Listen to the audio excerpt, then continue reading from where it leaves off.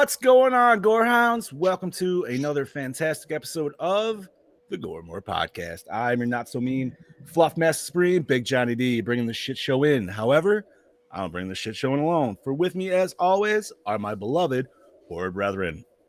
Excuse me, had a little frog in my throat. Started off with that killing machine, that meat mountain, Mr. Bobby Amone. It's Monday, you right over there, Bob? It's Monday, motherfuckers, and I'm tired. Hi. I thought Bob was looking for God over there, just like up in the heavens. Fucking A, bro. It's like that fucking when you wake up at 2 a.m. and you hear that CD thing back in like 98. You're like, what the fuck's going on? Yeah. Oh, man. And we haven't had him here live in a hot fucking second, but we have that DKB, that Doppelganger Kanga Banga, Mr. Oh, I'm sorry. You know what? I forgot that saucy Aussie, Mr. Brody Kane. How do you fucking duty there, gentlemen? It's good to be back. Good to be back. Good to have you, sir. Don't mind me if I keep looking away. I'm just sharing the shit at the same time. Yeah, I'm just making sure it's all going. Fuck yeah, dude. So, yeah, we are talking 1987's The Hidden today. And, well, I'm not going to lie. It might feel a little familiar to last week's episode. But we'll get to that a little bit farther down the road. What we always do, though, is we talk about what we did in the last weekend. So, well, we don't have our beloved Mr. Vasquez here today because, well, he was a busy boy this weekend. He was taking care of sick familia. So let me pull up Mr. Variant Scoobs. I can't remember what the fuck dimension he pulled this asshole from. He said it last week. Go back and listen to that shit.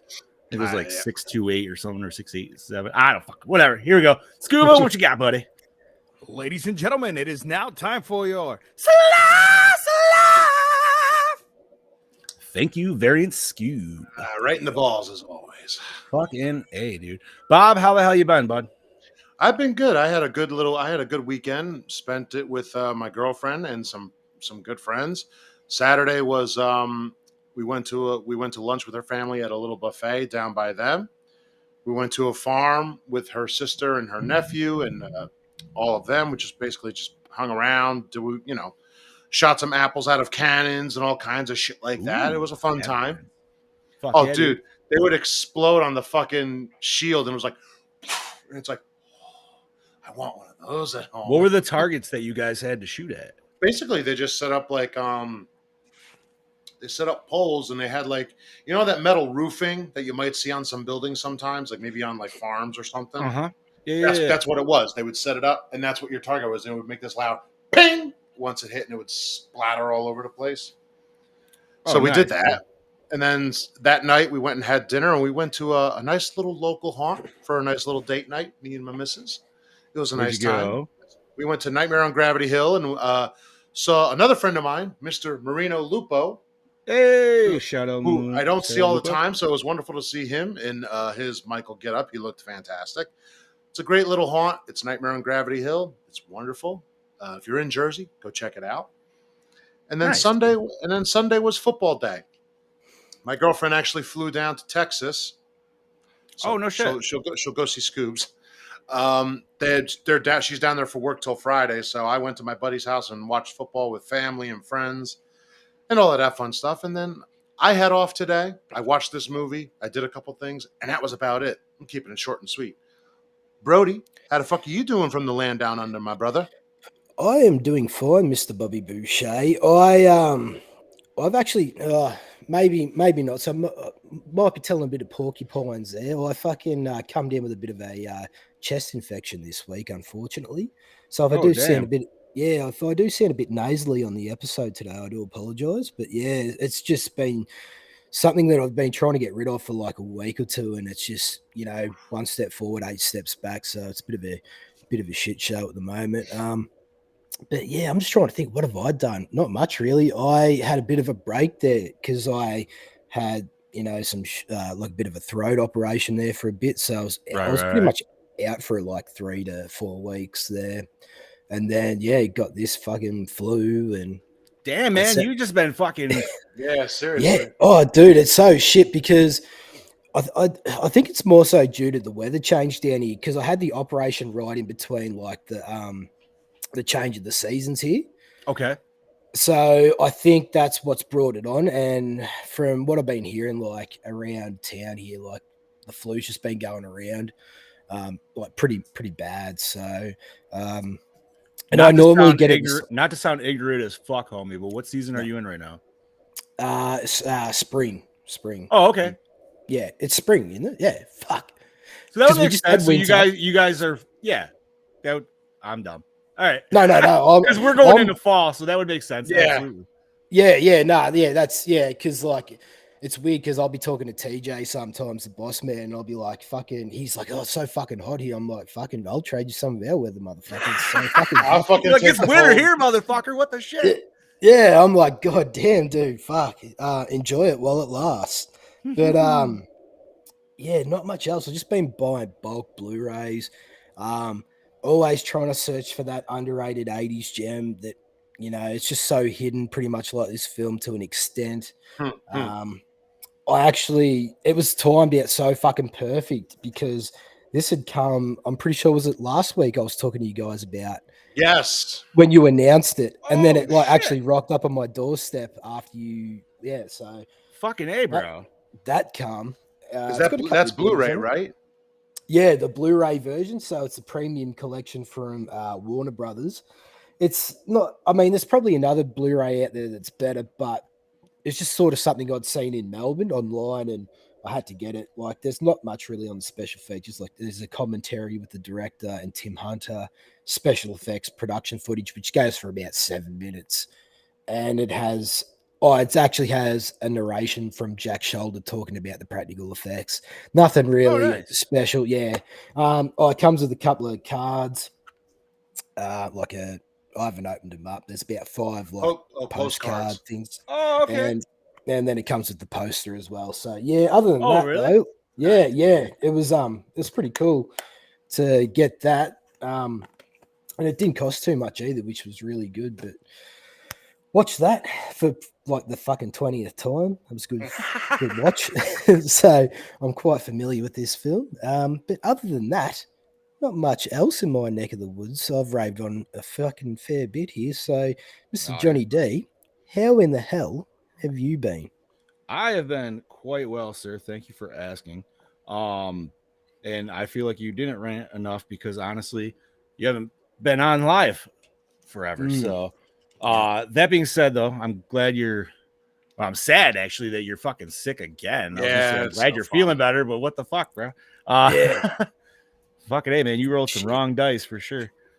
But let's see, what the fuck did I do this weekend? Honestly, not much. I want to keep it short and sweet. So, fuck, man, I hung out with some family here and there, dude. We went to Jen's grandma's on Sunday, had a nice Italian dinner. That was good.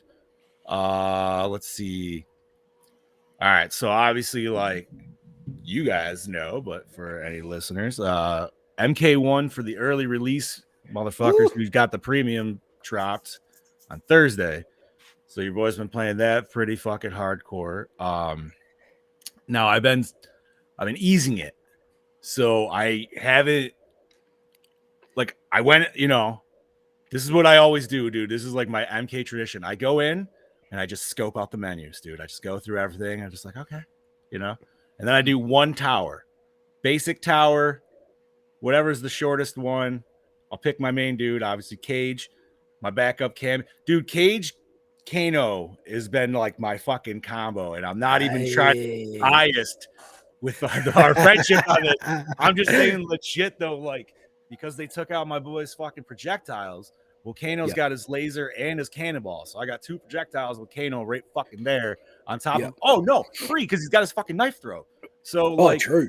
Yeah, so it's just fucking ridiculous, dude. The game is awesome. I've been dipping my toe in story a little bit here and there every night. I didn't get to do it so much Saturday night, which was the last time I got to play, because some friends were in a party, and I'm not trying to be rude either way, but like, let's be honest, I paid fucking a lot of money for a cinematic fucking 3D movie, and I want to watch it and pay attention to it. You know what I mean? So I'm not trying to have a conversation at that moment in time. Yeah, that's no offense to anybody. So I played Invasion mode, which is that's their grind mode in this game. And it's pretty fucking dope, man. It's seasonal.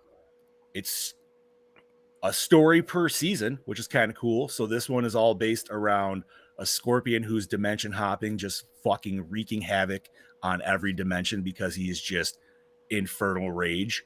And That's pretty cool. Yeah, it's fucking awesome, dude.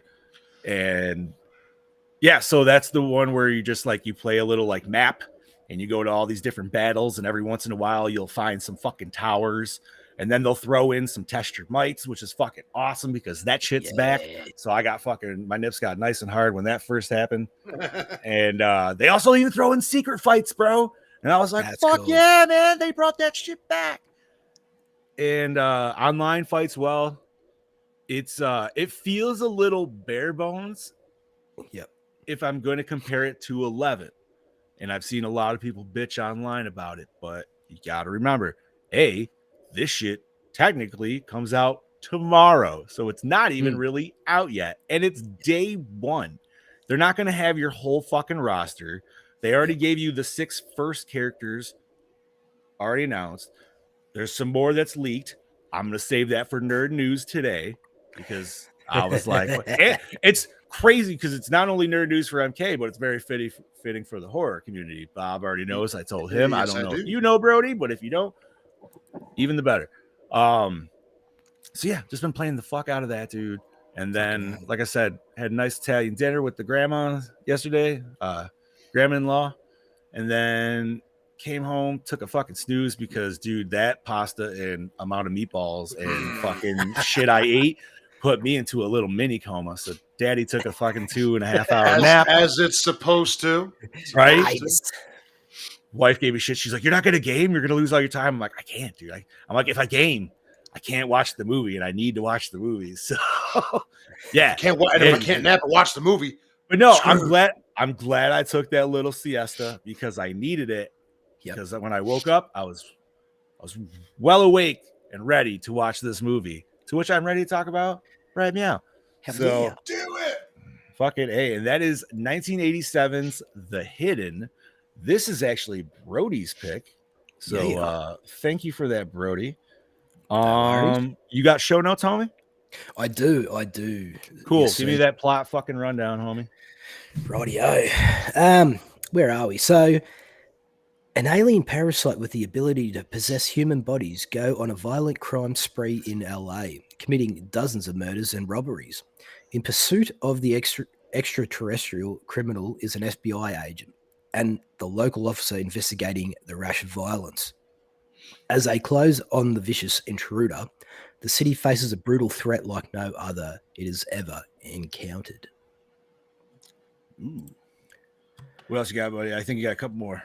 Oh, true. Sorry. Directed by Jack Shoulder, who did A Nightmare on Elm Street 2, Freddy's Revenge, and Wishmaster 2, Evil Never Dies. Interesting. Written by Jim Koo, who also did The Boogans and Rush Hour. Never heard of The Boogans, but okay. I've heard of it, but I've never seen anything for it. The Boogans I have not seen, but it's one Chad always talks about, and I think that he really wants to do it for an episode. What's up, Laura? Thank you for joining. Howdy. If you're wondering where Scoobs is, he is absent taking care of his family, and he is a tired boy. So. Pappy Scoobs. Produced by Michael Meltzer, who did Dead Heat, and Sometimes They Come Back Again. Also produced by Gerald T. Olson, House Party, Dumb and Dumber, and Robert Shea, my demon lover, The Last Mimsy.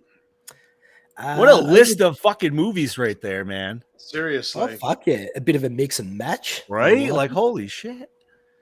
It's not bad at all. Over to you, Mr. Bobby. Thank you, DKB. Starring Kyle McLachlan. There's triple L in there, Jesus. The Flintstones, Showgirls as Lloyd Gallagher. Michael Noiri, All My Children. GoBots, The Battle of Rock Lords as Tom Beck. Claudia Christian, Maniac Cop 2, Babylon 5 as Brenda Lee Van Buren.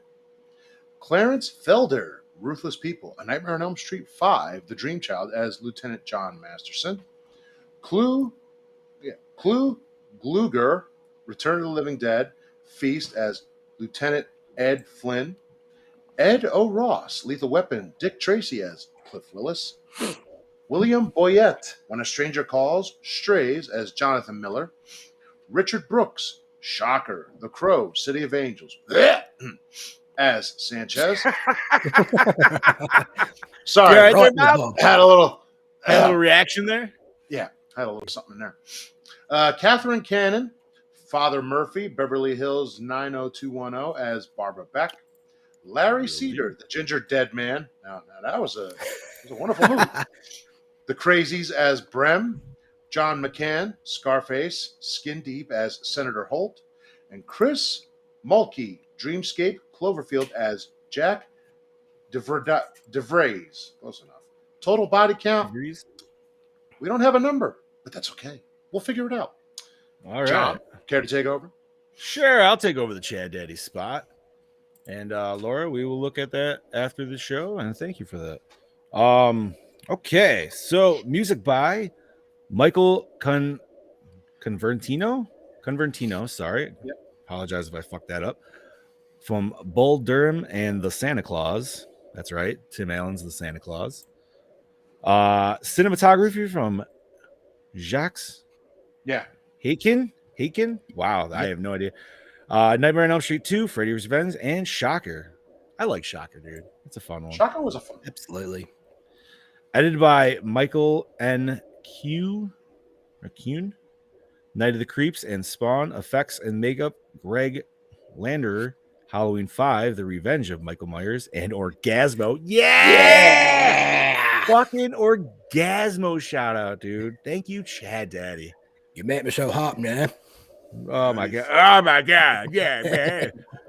Bring out T-Rex. What? Who's T-Rex back there? It's like this. It's like this. It is, dude.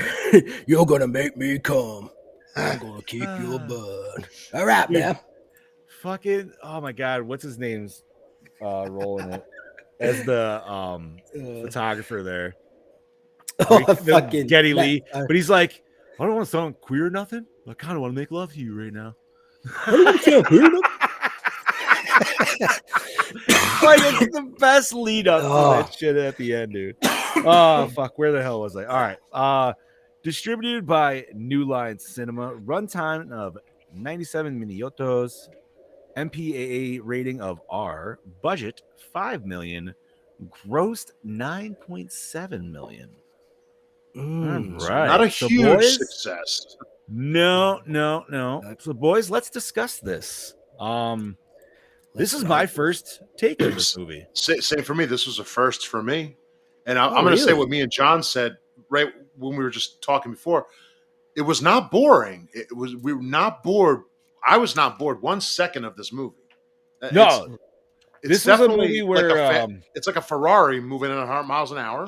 What did I do there? But that's exactly what it is. No, I like this movie a lot because it starts. First of all, it starts off kind of weird, but I like it because, and I say kind of weird because it doesn't almost feel like movie. It almost feels like this could be TV. Yeah, if that makes sense. Until we actually get really into movie, which is, I love the opening scene. I love the one static camera shot. That was fucking great how to bring it in because you're just looking at everybody. I have the concept of this movie in the back of my head, and that is it. I've never looked at any spoilers or anything. You know what I mean? So and I'm remembering, and I feel like this was an X-Files episode, but wasn't there a bank heist where this dude saw a person with glowing eyes? Yeah. Is it Tombs? Like a changeling or something? No, isn't it like a shapeshifter bloke called Tombs, played by the guy out of The Green Mile, Percy, that actor. I can't think of his fucking name, but he's able to go through the vents and he has the glowing eyes. Yeah, like the camera. Yeah. I don't know. For some reason, I was getting like kind of vibes off that because I didn't know if, you know what I mean? Like I knew we were dealing with a weird entity. So I'm like looking for like glowing eyes or something like that. But nah, man, we get a straight up fucking massacre and robbery, dude, in the first 2 minutes of this movie. And holy shit, man. This, like Bob said, this was an entertaining ride. Like, this is not a perfect movie by any means. And I'm going to start off right by saying that. That's not shitting on it. It was fucking, dude, it's balls to the wall, man. This is pure 80s cocaine bliss, dude. Like, and that's literally in the fucking movie, dude. That's the best part is the fucking, was it a Ferrari dealer? Yes, it was a Ferrari dealership. The complimentary Coke, dude, when you're buying a Ferrari. They can afford it at that car dealership, you know? Like, you want to I fucking love it though, bro. It's so 80s. It's perfect. But the realism behind that, I don't doubt that one fucking bit. Like, I reckon shit. Like, no, not at all, bro. That was such a it's 80s stereotype and cheesemo, but it's like, but where does that shit come from? Because that shit legit happened, dude. You know what I mean? There's no way that someone was right. Part of the writers where somebody was just like, yeah, this happened to someone I know, so I'll put that shit in. Yeah, they probably like, yo, dude, they had a little Lambo where it would open up and there was just Coke right in there. Like, yo, dude, we're putting that in the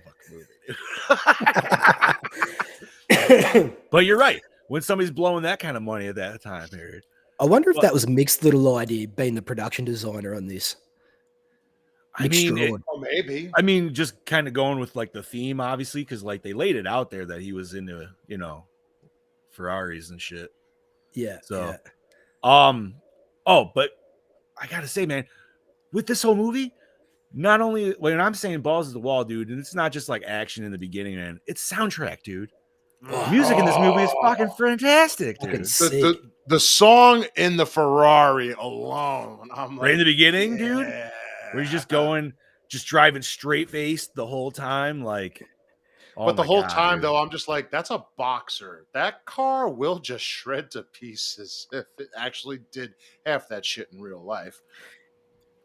It was fucking weird because that band that's playing at the start of the film, it's called Shock Paris, and I only got introduced to them like literally 3 nights ago before watching this. What? So when that song came on, movie before. Yeah, but I never ever looked up the song for it. Oh, okay. And then and then till last night, I was like, fuck, I literally just sussed out that band like 3 days ago. How the fuck did I not know this? Perfect mix and match of introducing heavy metal into this 80s exploitative film. I think it's definitely that product of what it's meant to be. Like that pure shred, like just that's all about it. Also the wall, hammer, pedal to the fucking metal, not letting go. But I love how like they introduce this heavy metal element to it, not only like when he's driving, but like when he's walking down the street with a boombox. Like he's got to be somewhere with heavy metal. It's like adrenaline for the alien. I don't know. It's this weird thing that he gets a rush from. Yeah, I think it's just because like it is though. Like there's definitely like, and you and I discussed this. This alien is like a little kid, and he just, but he has the power and the capability and like to not give a shit of if he does want it, he will take it. You know what I mean? And I like that concept of it because it's just whatever he looks at, it's instantly he's like, I want that. And he's like, I'm gonna get that motherfucker's gonna go get that, dude.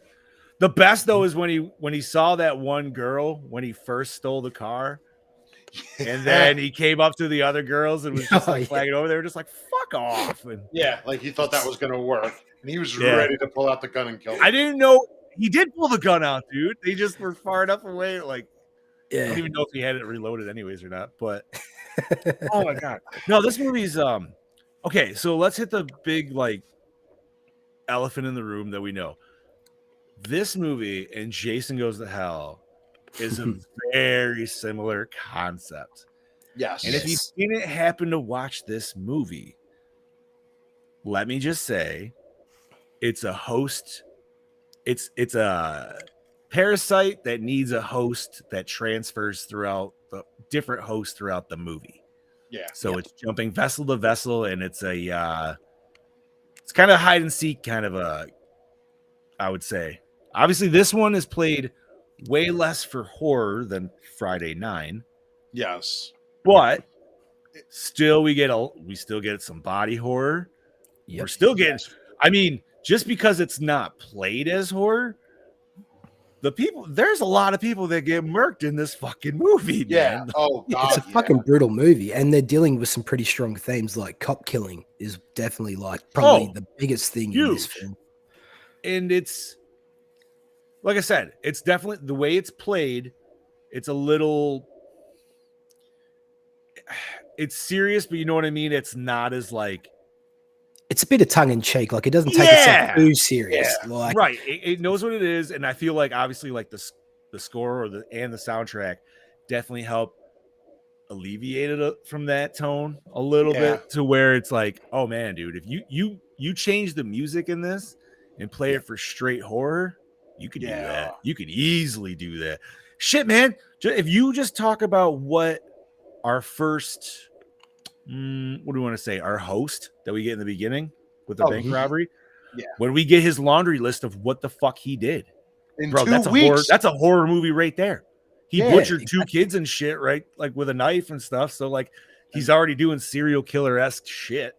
See, but now that's where I said this to John before. I did like this movie, but I guess as someone who's been into the body horror a little bit more, yeah, there was some graphic imaging and such, but this movie shouted to me before I even watched it, like, this should be very graphic. And I'm like, it is, but it isn't. I expected there to be a little bit more to go, especially to go wrong with the bodies in some sort of way. But that was just me. I think, and this is, I can understand where you're coming from. I almost just wonder though if that's just presence from Friday 9. No, going on to that. Well, the reason why I say more here than actually there is because this is an alien. Like that, this could, because it's really draining everything out of the body. Not that that's not happening in Jason Goes to Hell, but I expected this alien to be like, if it wants to take over the world, it's going to do more damage to what it's hopping in and out of. I think that's in my opinion. Well, that's the other thing though, is like the longevity of its host, because clearly the host breaks it down, like will break down and shit. So when it went into that, was it a governor? Yeah, senator. Senator. Whatever, thank you. And then he was like, yes, I want to be president. I want that. Like, what was his long-term plan on that one, dude? Because he kills off his bodies pretty fast, like relatively quickly. I mean, we're on a 2-week basis for what we know so far, right? Yeah. So I actually don't think that he wears the bodies out. It's just the bodies he chooses. Like he jumps into a bloke that. So, I mean, we have the bloke at the start where he gets shot up and then he gets transferred to the hospital. Mm-hmm. He body hops into a guy that had a triple bypass, so his heart's pretty much fucked anyway. And he's got digestive issues as well. Yeah, true. That's exactly right. So with a body that's had all this damage done to it and trying to keep up to what he's doing, body's starting to slowly break down. So that's why he can jump. No, you're right. You're right. And then that's okay. Because when he went into the stripper, she just got the fuck up, but she was still going. You know what I mean? Yeah, like hardcore. Until how many times did she get fucking shot, bro? 15 plus times. He said it. The dude said at least how many he shot, and then who knows how many our alien detective did there. What was his name again? I'm sorry, I'm terrible with names. Gallagher. Yeah. Which one? Wait, the was FBI the one that's the alien. Gallagher. Yeah. So, I think maybe, like I said, I think that's maybe just me, but at the same time, I'll say it now. I'm not afraid to jump ahead a little bit, but I would like to remake this and make it a little more graphic and give it a little bit more, because it's already edgy, but I would love to give it that thing of, like make you uncomfortable. Is, though, I don't know if, and I'm not saying sci-fi can't do that. I just don't know if this was trying to play horror or this was more just trying to stay in the realm of sci-fi. Yeah, see that's I think in the realm of horror. That's why, because there was a lot of horror in this, even though it wasn't a whole horror film. Right. No, this is definitely in the and more. I mean, we got some gore, but this is a little bit more in the and more category for sure. I understand where you're coming from, Bob. And after rewatching it last night, when I was watching it last night, I was thinking the same thing. Like, it's definitely for the body count that we have. They could have easily, went a bit over the top with it. But that's what I like about it. They kept it grounded with that realism. Like this thing only wants to kill and then quickly get away. Like it's trying to, like, yes, it wants to take what it wants, but at the same time, it's not going to try and stand there with you if you have an army to try and fight you. It just wants to quickly kill you, get away, and get what it wants, and then fuck off. If you And know what I mean. sometimes it doesn't even, honestly, I don't even think it necessarily, I think maybe sometimes it does want to kill. But I think in most scenarios, it actually doesn't. I think, and this is just me, because like he didn't kill the two dudes in the Ferrari dealership when they gave him the keys. He said thank you and walked out. You know what I mean? Oh no, he did shoot them too. He shot them. Oh, he did. He went bang. All right, never bang. mind. No, Yeah. you're right. But he. But you see what I mean? But he only wanted to quickly kill him. He didn't want to like torture him or anything. Yeah, it's like that's thank true. you, bang bang. I'll just take. No, what I you're want. right. He did shoot him at the very last second. If anything, Why I did would I say lose when that? he's the stripper, he didn't kill both of those guys that were talking to him or her. I thought there was only the one dude that was talking to her. The other No, guy they were was both 15. talking to her, but the one guy approached her. Oh, yeah, but I think he was the only dude that went and like to go fuck her, or he fucked her, or she fucked him. I don't know. Oh, that's right. He did, and then yeah, in the parking lot. She fucked him in that scene. Yeah. Like, she broke his dick off.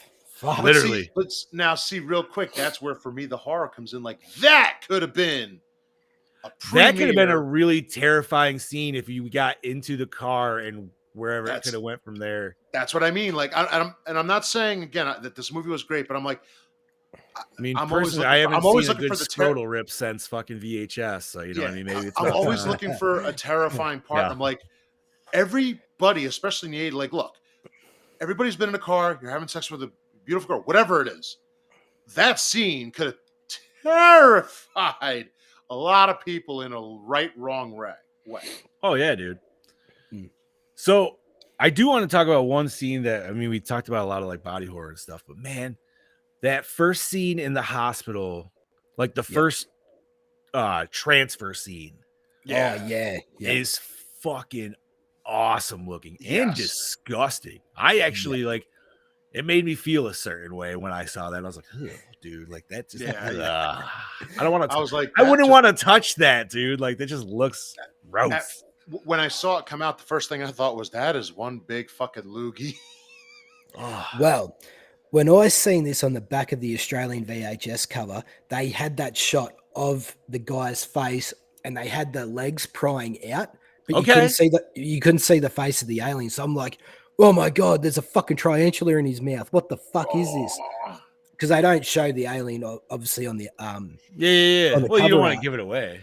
Yeah, but I just assumed when the first time I'd seen it, I turned to the back and it had this fucking burnt face. I mean, they do look like tarantula legs, man. They do like fuzzy and and I was like, oh, what the fuck? But going by that scene, they talk about it on the special features about that the whole alien design itself.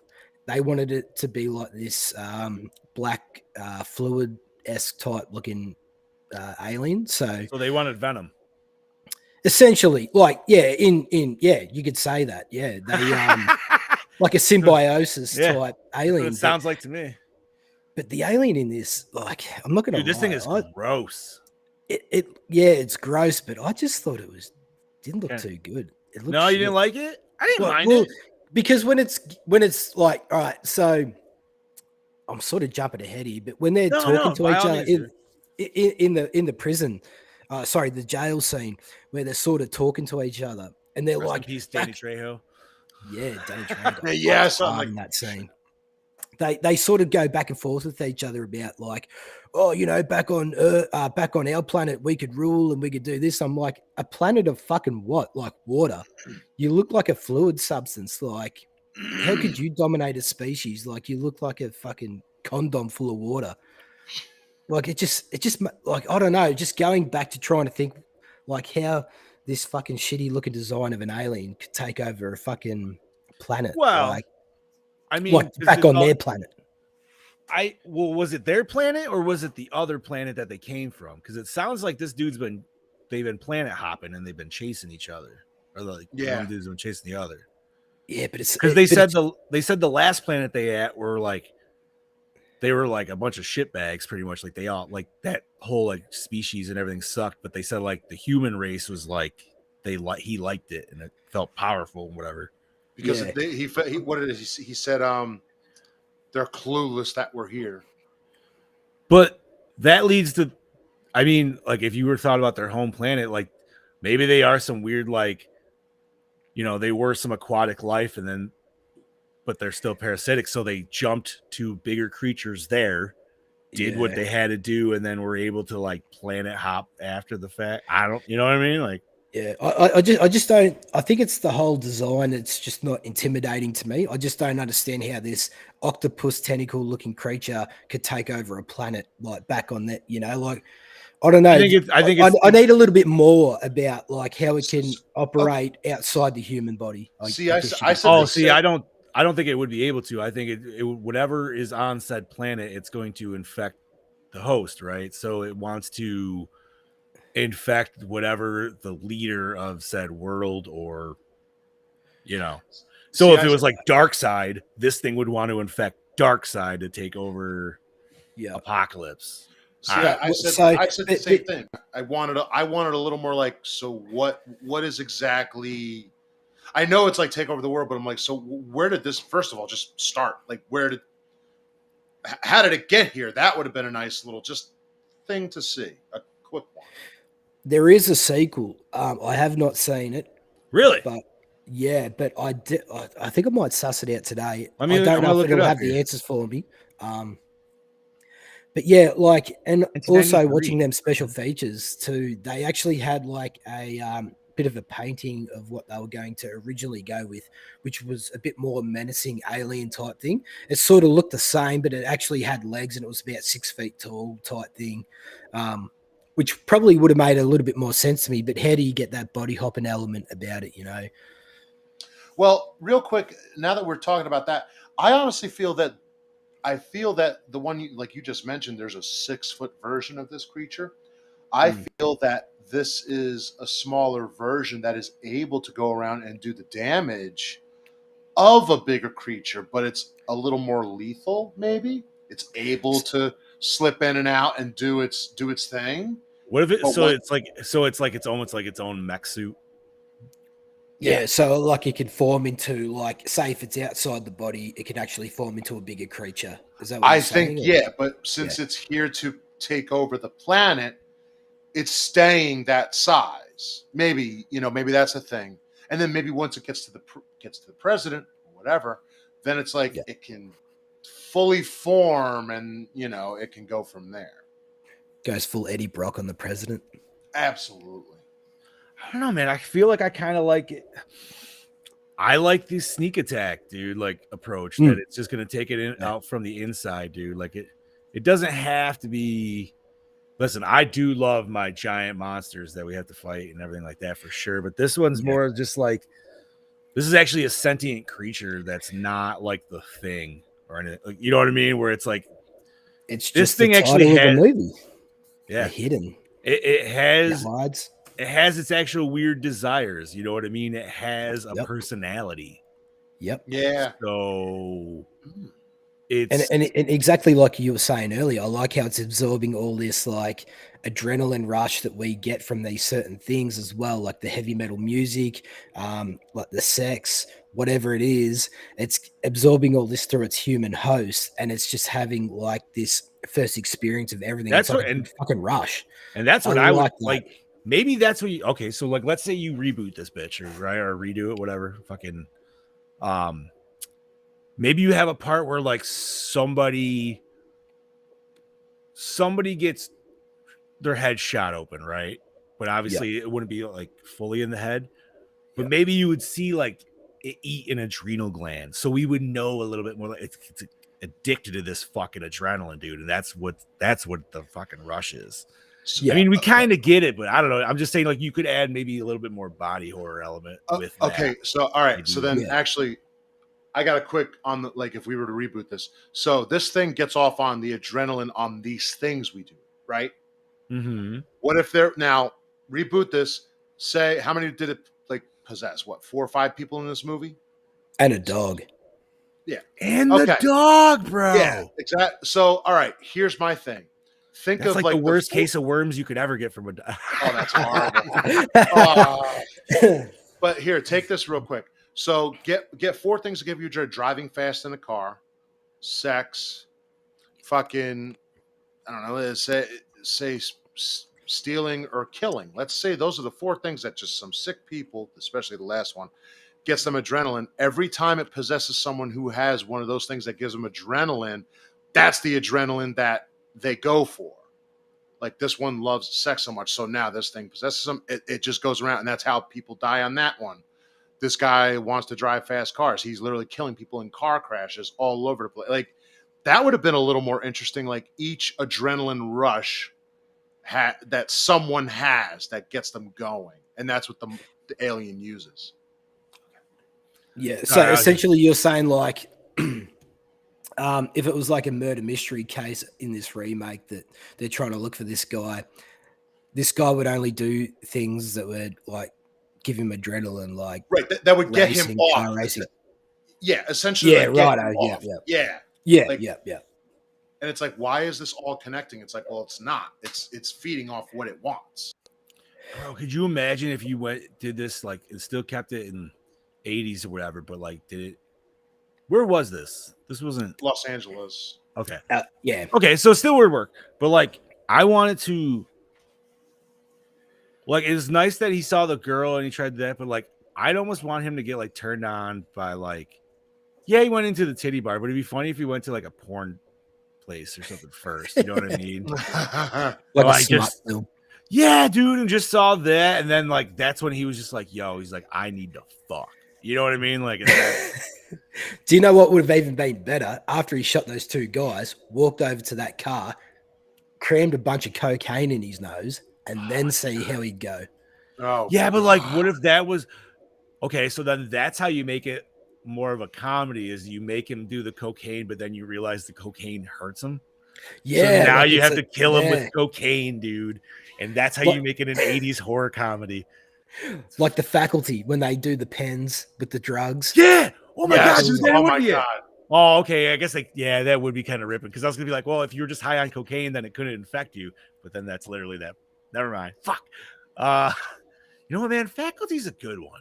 That's despite the shitty older CGI, it's still the cast is fucking phenomenal. Yep. And it's a solid premise, dude. Like awesome soundtrack. It's essentially like this film. A parasite takes over the human host. Yeah. And it's got 100% and all that shit. Yeah. We don't have fucking Jon Stewart getting stabbed in the eye, but you know what I mean? We get a lot of other cool fucking shit. And I gotta say, man, I feel like I'm glad that we didn't just stay with the sweaty guy with the heart issues, but I did like that version of the host the most. Yeah. I think maybe because we sat with him a little bit more and we saw the decomposition of the body. And I still say he's got to fuck with the body, dude. And there's still got to be an extent because his fucking arm popped through his arm. So that's right. Fuck. You know what I mean? So at a certain point, is he growing the body? Like why was his arm way the fuck down there? What the fuck? Like, I think the body was just getting extremely weak to the point where it couldn't withhold the tentacle in it. Like, maybe that's what it is. Maybe that's how he like. Maybe his weird little spider tentacles actually like grow down the limbs and fucking control. Control everything. Fucked, bro. See, now I would have loved to have seen if it just stayed way too long in a host because it just couldn't get to anyone. But that makes it wonder, like, does it break itself down when it needs the jump host, or is it able to shrink itself? Because, like, obviously it's got its weird tendrils and shit, so it seems like it can expand itself almost. So that's why I'm saying, like, maybe it can, like, blowfish it up a little bit or something. I don't know, or stretch itself to where the nervous system. Maybe it absorbs the water in the human body and expands inside it to the point where it's a more fitting natural source, you know, like maybe because it looks like a water substance when it comes out. You know, it's very slimy. Yeah. It can manipulating. I mean, what's it? Just think about this: when it goes inside the mouth into the stomach, it's going to have to try and turn itself back around to come upright and be right. But is it? So but even if it goes into the mouth, like let's say it doesn't go into the stomach, like is it able to shrink itself down to where it goes into your lungs? So it's controlling your, you know what I mean, like your nervous system essentially and shit. I don't. Obviously, I think we're looking a little bit too far into this for this kind of a movie. It's not going to go there, but no. But it's cool though to have these discussions about it because essentially they've left it up to us to decide. Oh yes, because there's no fucking. Now they could have given us more with like ripping the skin, like dude, like if they went back to that thing where like maybe another point was like the tendril would rip open a whole arm, you know what I mean, exposing like a bigger tendril, and then it's like it knows it's gotta definitely transfer at that time. Yeah. Well, I'd see, and this is where I want to watch the sequel too, because Gallagher takes over the body of the cop. Spoiler alert at the end of the fucking film. But his character is back in the sequel, but I watched the trailer and he's the bad guy in it. So I don't know if he's actually turned or there's something that's happened. Maybe being in the human host for too long maybe fucks with the brain chemistry or something between. I don't know. But they were just saying that he's back in it and he's the bad guy, essentially. So I don't know. And there's like a heap. I don't know if he's like breeding. He's breeding a fuck ton of these aliens on Earth now. This is so anyway, I'll suss that out probably today and let you guys know. But so for the hidden two, the quick synopsis says an alien, which is Raphael Savage, helps a detective's daughter, Kate Hodge, hunt another alien that implants itself in human host. So is it the daughter from this one and she's grown up? It could be. And her dad that got possessed by Gallagher at the end of this film is the bad guy. So he could end up being her dad could end up being the bad guy in the sequel. Word. Now, I'm glad you. All right, so we're kind of at the ending. You know what I mean? Whatever, dude. That's fine. Yep. His transference. Why was his like angelic? Oh, like the light? Yeah. They did discuss this on the special features. Fuck, what did he say? He said that he wanted the bad alien to be a little bit more of a slimy, gross and shit, gross aesthetic to suit his nature. Where they thought that the light. The other thing was, he believes. Jack Shoulder believes that like aliens are like many different forms. If you know, what I mean. Absolutely, for sure. So the light that travels from the mouth of Gallagher into the other cop was just an actual, just like the shining light of like enjoyment or whatever it is, or something. There was some shit that was they didn't really go too much into it, and there's no really big like, wow, that's an awesome idea. They just sort of went, we only wanted to do it once and show it once, because if we kept doing it from this body hopping around, it wouldn't be effective in the end as much as the first and only time we see it. And it definitely changes the scene's mood if all of a sudden you're going with this like sad moment of like him passing away, and like he's gonna. So imagine seeing in like that sad moment, you just all of a sudden. Yeah, then you see this. That would. It'd be definitely like. I guess it wasn't until that moment that I realized that they were totally different species of aliens. Yeah, for some reason assumed that he was one of the same ones because they were able to do the same thing. You know what I mean? And he acted kind of the same way. He stole the Porsche because he said he liked, you know what I mean? Like there's just certain things. So, but then again, I guess if you think about it, and he said this one or this enemy here killed its wife and daughter. That means that this enemy hopped into whatever his ethereal kind of creature is somehow. And so does that mean like there's just multiple aliens out there that can just hot bodies and we just haven't figured this shit out yet? Like, what the fuck, dude? Probably. Well, Jason has, but we don't get to that till 93. So. Yeah, but remember, that's not an alien. That's a demon. A little different. True. Is there anything else you boys want to discuss in this? Like, is there anything mainstay? Like, No, I think. like, I mean, I think we've covered it pretty well. Like we've already just said, it's this 80s exploitative film that I personally think try to be grounded with the majority of the kill scenes and everything else. Like they really try to add this element of realism to this. I think it's a smart. Like, actually, sorry, I want to bring this up. I think the dialogue when we get first introduced to Gallagher and just leading up to the final end of the movie, the dialogue is pretty clever. It's very smart, quick-witted to an extent. Is like there's little things they throw in there throughout the blocking where you go, and that's when you "Oh, start this to suck-" realize who this character truly is. And it's nice because Exactly. at the beginning, they really play you for your loop and like they don't give you any kind of information. So you're just like, yeah, this is an FBI agent, little quirky, but you know what? Sometimes they fucking are. Yep. And exactly. You're like, what? There's 1 minute. Like, where was it? It was probably, was it the scene with the daughter that was probably the best giveaway with it? Yeah, or was yeah, there something definitely. I'm trying to remember. know, you're definitely right. The quirkiness was there leading up to that moment because me and you had this discussion last night where it's in that scene. He's just staring at the daughter, and then all of a sudden you can see him tearing up. You know what I mean? He was crying. Yeah, and then you're like, oh shit, something traumatic's obviously happened to him. And then he explains to that dickhead cop, his partner, was like, oh yeah, so like, what's your deal? And he's like, oh well, my wife and daughter had been killed by this guy. So in that moment, like, I really like how you really felt for this alien species more so than the dickhead cop as well. Oh yeah, and then that twist at the end, you're like, oh my god, like it's so good that he was able to find.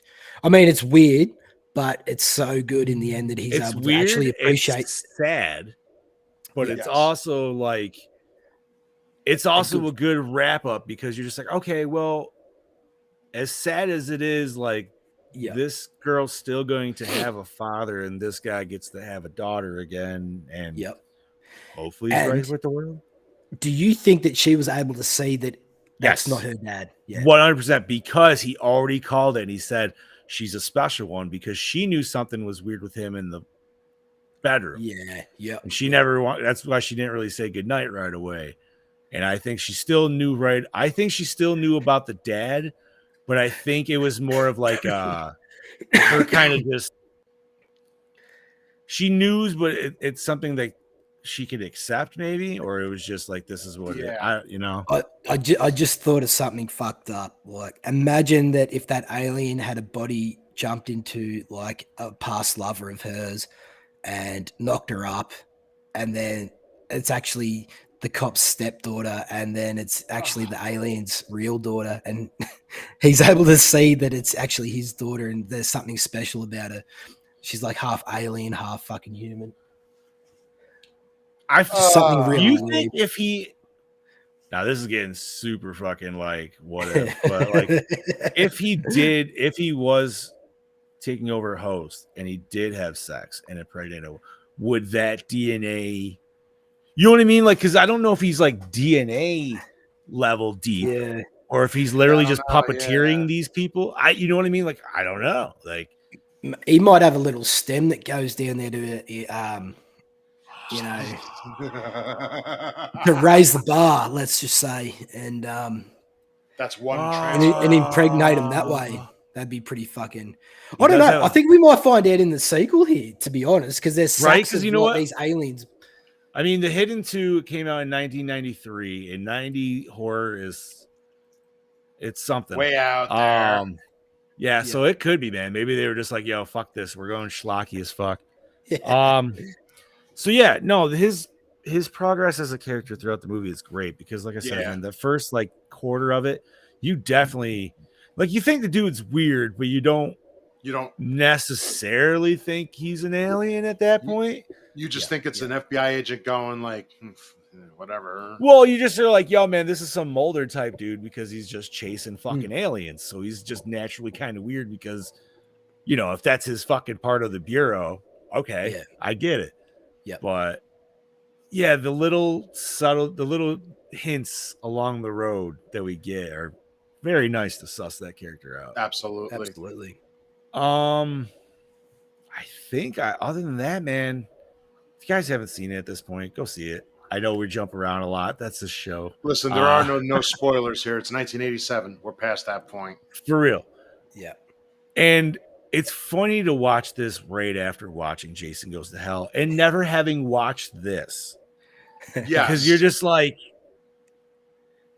wow, man. Like, I'm not going to say I don't believe Adam that he's never seen it, but it's almost insane to think that he hasn't seen it with this existing out there. But hey, man, you know, and the fact that The Hidden 2 came out the same year as Jason Goes to Hell. By the same company. Is it really? New Line Cinema. Oh, fuck. Oh, yeah. Dude, wait a minute. That's even funnier, actually. Yeah. No, that's awesome. Honestly, man, like I could see this. You could do this with a double feature of Jason Goes to Hell, man. I would do this first. That'd be cool. I would do this first because just the tones of the movies. You know what I mean? Like, you want to end it with the dirtier, darker, grittier one. Where this is just that lighthearted, like not as much as Dead Heat per se, but you know what I mean? Almost kind of in the veins. We still got a buddy cop movie. Oh fuck yeah, we did a little bit. It's a bit of a twist on it too. Yeah. It made me very nostalgic for the 80s too, man. Because just being in that record shop, I'm like, oh, man, dude, I love it. The motherfucker was stealing cassette tapes, man. Yeah. He was just like, fucking what a time, bro. What a time. All right. Well, I think we've rambled on enough about this bullshit. Bob, what do you got for behind the scenes, homie? I got quite a few things. Not a shit ton, but we got quite a few things here. Give us what you got. So, of all of his films, director Jack Shoulder says this is his favorite that he's directed. All right. Claudia Christian, the stripper, likes he likes this more than Nightmare 2? Yes. Really? He said it's his favorite. It's his favorite. You can definitely tell it's definitely his best work out of his whole filmography. I mean, I like Nightmare 2. It's definitely not my favorite Nightmare, but it's Nightmare 2 is great. It is good. Is it still considered the gayest horror movie out there? Or is it really? I mean, I can see maybe 80s, but I can't imagine nowadays. Nah, you go back and watch it now, you're just like, oh. Oh, yeah, for sure. Best looking Freddy, too. Just my opinion, anyway. Best looking design of the Freddy. I agree. I agree with that 100%. I mean, I know I sound like the cheese ball, man, but part 3 is always like my fave, hands down. But yeah, no, part 3 is fucking fantastic. I was actually thinking about doing a Freddy marathon. It's been a minute, dude. I was looking at the other day. So fucking good. All right. Sorry, Bob. Didn't mean to interrupt you there, bud. What else we got, homie? So, Claudia Christian likes to tell 2 stories about her experience in this film. First is the design of her wardrobe. The producers found her breasts visually inadequate. And so they designed her costumes to emphasize her buttocks instead. It was a nice idea. Second is her eye injury. The material exploding from a prop gun scratched her cornea painfully. Because of this, whenever she shot prop gun on Babylon 5, 1993, she would instinctively turn her face away when pulling the trigger, even though this was unnecessary because the prop guns on that film did not really fire, as there was all visual effects added in later. Wait, what was she on? Babylon 5. Yeah, isn't it like almost Star Trek, just like laser shit, like pew pew pew pew? From what I've heard, yeah.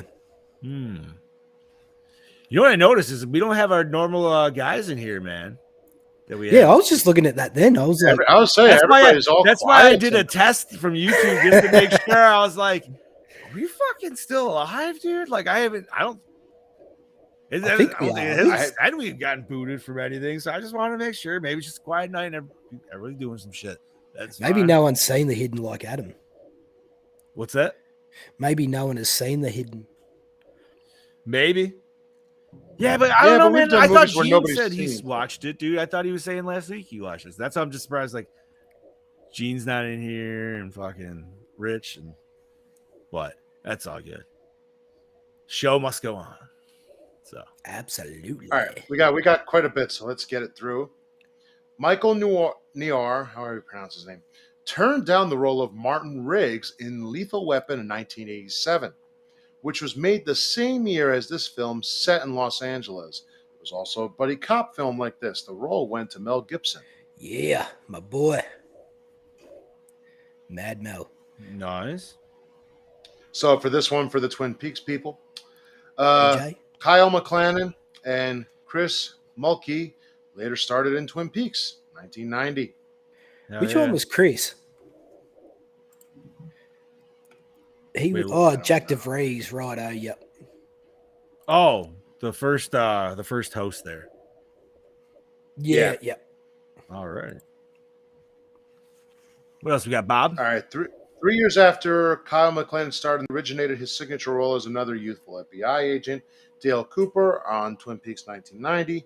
He later reprised his film role in Twin Peaks Fire Walk With Me 1992 and the sequel series in 2017. Nice. Okay, I like this one.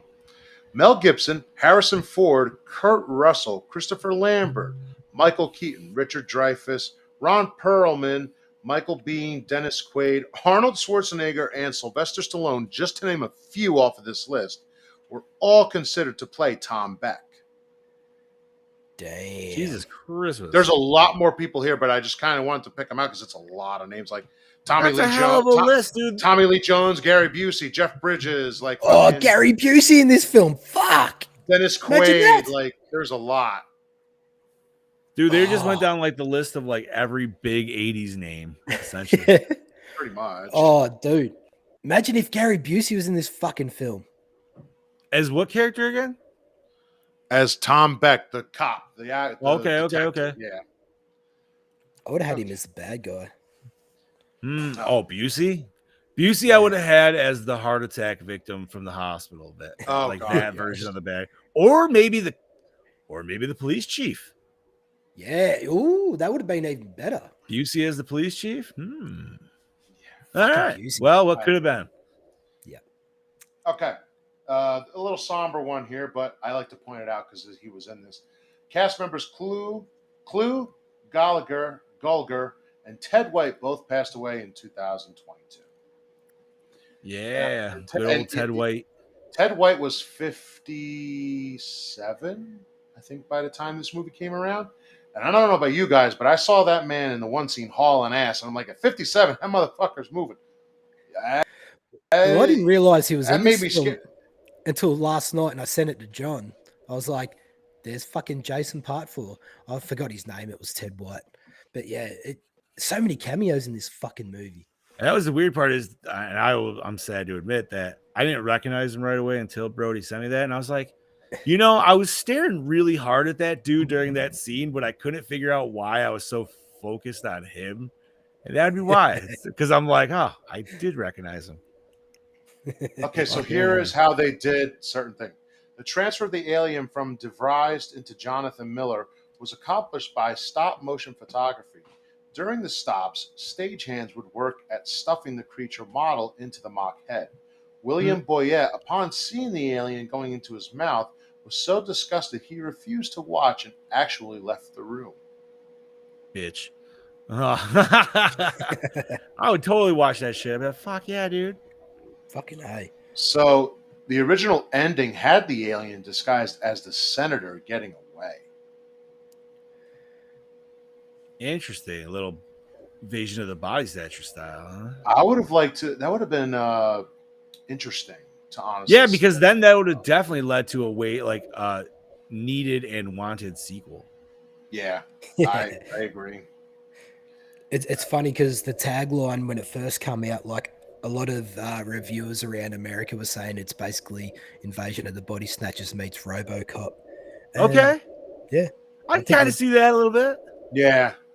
No shots in the dick, but it is what it is. It's close though.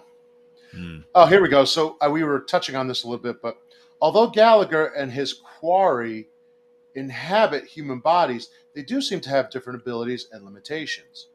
Gallagher is able to spot the other in any body by sight, while his enemy cannot. Also, Gallagher seems to be able to repair damage to his host body, while his enemy's presence uses up his host in a matter of days. Right. Does Gallagher repair his body? He does, because when he gets shot at the end, notice how he limps for like 2 seconds and then he goes back to regular walking. I mean, you also don't ever see the mark again.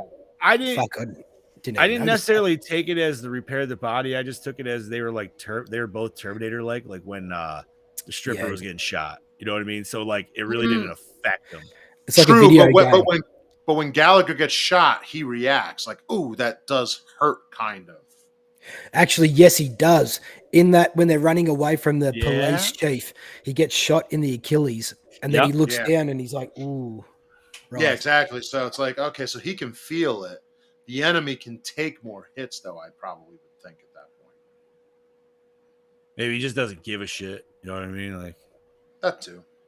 Where Gallagher's trying to like he knows he needs this body, so he doesn't want to, because he's trying to obviously like play that FBI shticks. You know what I mean? He can't really be like fucking his vessel up versus the other way around. Yeah, that's right. Yeah. All right. Fair enough. I'm just gonna give you a couple more here. Yeah. Features sound effects from The Thing 1982 were used in some brief scenes when the tentacles are bursting through the arm of one of the alien hosts. I could see that. It's kind of that little snippet sound, or that little like sound. It's like, cicada. Yeah, there you go. Yeah, I like that sound though. All right, fucking Pumpkinhead, man.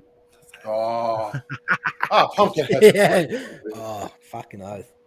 All right. The store Brenda, as the alien drove into, was called Neptune Mannequins. She also passes through a door that says Neptune, and finally jumps to her death through a sign that says Neptune. So we are to take it as these creatures are from Neptune. Maybe. I don't know, but that's a lot of Neptune now that I'm thinking about it, and that's probably thinking too deep. Didn't they say that where they were from though? In that they did say a weird planet, so which is fine. You know what I mean? It doesn't need to be actually something we know. All right, last one. The plot of this film, the alien criminal and an alien cop living in the bodies of humans on Earth, bears some striking resemblances to Hal Clement's novel Needle, also known as From Outer Space, though the stories are completely different. Huh. What is it called? It's called Needle? It's called Needle. I wonder when. Let's see. Needle. And that's all I got on behind the scenes. What would I call that? A novel, I guess. When did that come out? 1950. Okay, interesting. Cool. Well, thank you very much for that, Bob, and thank you, Chad Daddy, for you are throwing those two, Bob. All right, boys. Well, I think we already know the answer to Brody's question on this, but what format did we watch this on? Yeah. On demand. My motherfucking Blu-ray. Brody came in with the physical. I rented the shit off of Amazon. So nice. Yeah, it wasn't really anywhere else to watch, unfortunately, but you know what? That's okay. Totally worth it. Absolutely. All right. Douche of the film. The bad alien. I mean, yeah. I want to go something a little bit different and say our lead cop at the start of the film. He was just such an arrogant, pompous fuck. Yeah, but at the same time, the man's trying. But he's trying to also find out how about almost a dozen murders are occurring, and he has no answer. He feels like that's a little. He feels like Danny Glover in fucking Predator too, a little bit. You know what I mean? He's just thrown into the shit where it's like, fuck. But like that, I think what sold it for me was that dinner table scene where like he's like, "What's with all these questions? Are you trying to say that I can't parent? Oh, like what happened to your fucking family?" And then he like lays a truth bomb on him, and he's like, "Ah, fuck." And he doesn't even say sorry. He does. He just sits there and he's like, "Fuck, this motherfucker's beating me. I've got to get one up on him next time." I don't know. It's like, fuck. No, I can see that. I mean, he definitely has a little bit of douchebag attitude. I think personally, it's also a little stave offish just because his superior just threw this guy at him. You know what I mean? So like, obviously he couldn't. He like he said, he's like, "Yo, I already got work going on." He's like, "Yeah, I don't care." I did like the ongoing gag of him dropping the workload on that one dude around the corner. He's like, "You haven't seen my family in months. Haven't seen my wife in a month." I'll tell her I said hello. I tell you said hello next. Then the others start ripping on him. They're like, yeah, she's gotten fat. It's like, Fucking holy right, dude. fuck, man. Right? I love it, shit, dude. It's fucking hilarious. Dude. No, he was pretty douchey. He might have been more douchey than he needed to be, but I understand he's he's probably a little aggravated because of the job. Yeah. Obviously our main villain guy, he is the douche, but he's a villain, so yeah, that's kind of easy. Yeah. I'm trying to think if there's any other douchebag characters. You don't really get a lot of any other character introductions, so No, you really don't. most people get wasted away if they do. So, fair enough. Okay, so favorite kill.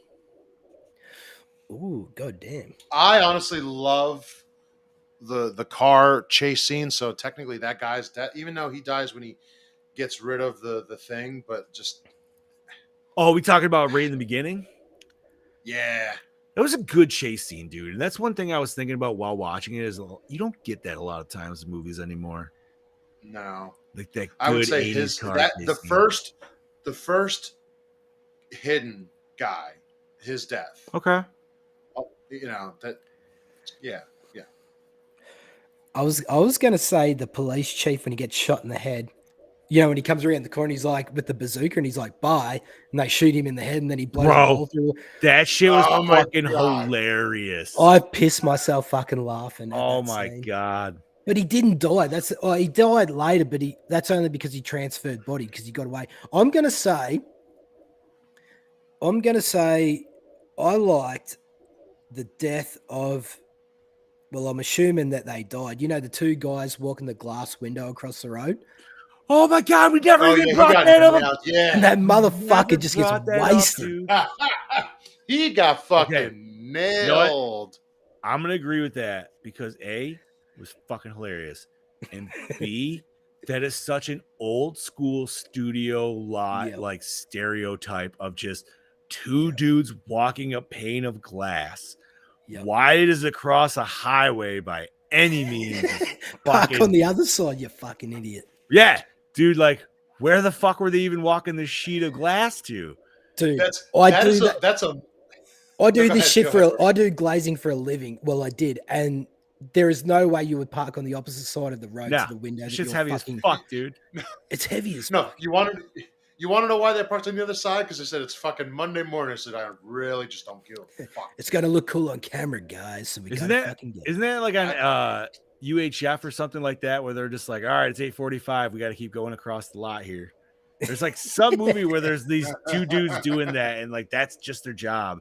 It's just to walk back and forth. Is it Jay and Silent Bob? Is it Jay and Silent Bob? I feel it's Jay and Silent Bob when they're going. I know they did it in Wayne's World. It might be Wayne's World then. Maybe Wayne's World 2. It's a comedy film, I know. Where's it? Oh my God, dude, because like I could just see that. I could just remember hearing that scene in my head, but I just can't. Oh my God. Now I'm gonna have to look that shit up afterwards. Anyways, fuck that shit. On to this one. Best scene, boys. The whole opening scene, I think, is just the shootout at the end. Ooh. Wait, which one was that? When the last cop guy is possessed before the senator.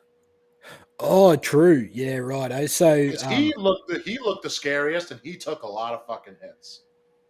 Yeah, I mean, he's on the front cover for a reason. He looks intimidating as fuck. Like, look at that. Yeah, that's cool. See. So it was a toss up between. Oh wait, favorite scene. Best scene. Yep, best scene. I mean, either the opening scene for me or the police chief walking through the fucking, the whole precinct shooting up people to the point where he gets shot in the head and blows a hole through the fucking thing. Fucking A, man. Bazooka. I love that he loaded that was pretty cool. Up too. I like that he loaded. No, I just said I like how he like loaded up, dude. Like he legit had a bazooka, he had a grenade. Yeah. Like why was this shit just chilling in the fucking cop station? I hope was it confiscated? It was in the evidence room. Oh, okay. And Fair I think it even still had the tag on it when he's walking around. I think it did, dude, for sure. Actually, we never even talked about the random little like Asian parlor that was a gun front that the dude randomly stopped off at. Fuck. Oh I yeah, forgot about that. Like, what the fuck was And that he all took about? nothing. And where He did that took come nothing. from? No, he took guns. He had that whole duffel bag of guns. He Remember, did. that's what the stripper. Oh, that's what the that's stripper was right. shooting him with and shit. Right. Yeah. Were those guns confiscated from that stripper? Are they the same ones he used in the precinct? You know, I never actually put those two and two together, but it's very fucking possible. That would explain why there's that bazooka and shit all in the fucking police station. Yeah. Clearly they were illegal weapons to where he picked them up from. So That'd be a fucking cool like little throwback. oh man, I never even thought about that. But yeah, actually that would be more coerced. Man, best scene, dude. I don't know. It's a tie for me between opening scene and I'm talking like, oh my god, what's up, Chad Daddy? How you doing, Chad buddy? Daddy is There he is. It's for me, it's either opening scene and I'm talking like from the static shot from the bank all the way to the cop shootout, dude. To like that's the end of that scene. Yep. That shit 100%. was balls of the fucking wall. Yeah. Great way to start the movie because now I am like, I'm in it. I'm like, yo, I don't know what the fuck's going on, but this is badass. He just fucking mowed those dudes down in the bank. I don't know, Chad. I thought the shit was fucking weird, man. Nobody's here tonight. We were just been talking to each other, but that's okay. Nobody's in. Except for this They're all one hidden person that came in. Yeah. Not that you can see that straight from Twitch. So I don't know. It's either a tie between that or it's the scene where they actually do the first transfer because that shit is just fucking. That was ugh. It made me not want to eat ramen noodles, dude, for a little bit, for sure. Oh fuck yeah! Even just the backstory of that cop explaining what he had done. That's a fucking great scene. Yeah, that was the doctor's like, no. And what sort of fucking doctor has the audacity to be like, no one deserves to die like this? I mean, he just slaughtered kids, you fucking idiot. No, but I love when he like literally turns around and he's like, yeah, but he did this, and he's like, It's like, go fuck yourself. Yeah. I think I'm still gonna go with the opening, man, because that opening just sucked me right the fuck in, bro. That badass fuck heavy metal mania. I love it. Yep. Worst moment or scene. What one just didn't do it for you? Let's see here. Hey, all right, honestly, the one scene that didn't do it for me was him going, "I want that car." Oh, see, I liked it. That was I liked it. It was no, the reason why I didn't like it is just because it's just like, okay, I get it. So why didn't you just do it right then and there? Like, well, he's in public because he didn't have the key. It's an alien. Like, he's supposed to care. But he needed the keys. Don't want to draw too much attention. Listen. The guy before him just went and shot up a bank and just did a fucking car chase like it was nobody's business. This guy's like, I want that. I want that. I want that. Fucking take it. Chad Daddy, I'm sad you didn't get to watch this one because I feel like you would have enjoyed this one for sure. Yeah. Maybe I'm got wrong. a feeling Chad's seen it before. Maybe he has. I don't know. Man, worst scene. I don't know. This is hard as fuck. Seen it. I'm trying to think, man, because like I feel like there wasn't really any super lull spots in it for me. You know what I mean? No, like it felt really short and tight. Like there wasn't any like just drag scenes. I mean, I guess I could think of one scene that maybe like him sitting in the diner with his heavy metal. Yeah, I don't know. Even that was a great. Because I feel like that just sets like that was just a good show of the awkwardness of how like this alien just has no clear social skills or anything like that. Like does not give a fuck, and everybody else is just super just awkward from it. Yeah. Oh man, this is hard. And like I said, it's not even like a perfect movie, but I'm trying to think of any scenes that just didn't seem like it just felt unnecessary, but everything I feel like kind of paid off, man, you know? That's another thing I love about the opening scene. Sorry. The editing in this movie is fucking on point. Bro, I forgot. That's what was supposed to be my follow-up for best scene. is when the police chief gets attacked by his own dog and gets bashed in the refrigerator. Oh, Fucking hilarious, dude. Fucking hilarious.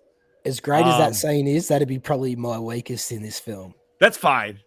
I just thought it was so stupid. It was fucking hilarious. Maybe it is still the worst scene, but at the same time, I don't know, dude. It's not. It's a great bad scene for this type of film. Like, it's definitely a little bit out of the ordinary. And yes, you know what the worst scene is? Strip club, because we needed more titties. Yeah, that was. I don't know. I can't pick a worst scene for this one, dude. I really can't think of one. Nothing's coming to mind. Everything gets it just gets like it slows down a little bit, but it needs to naturally slow down so we can kind of catch up with who our characters are.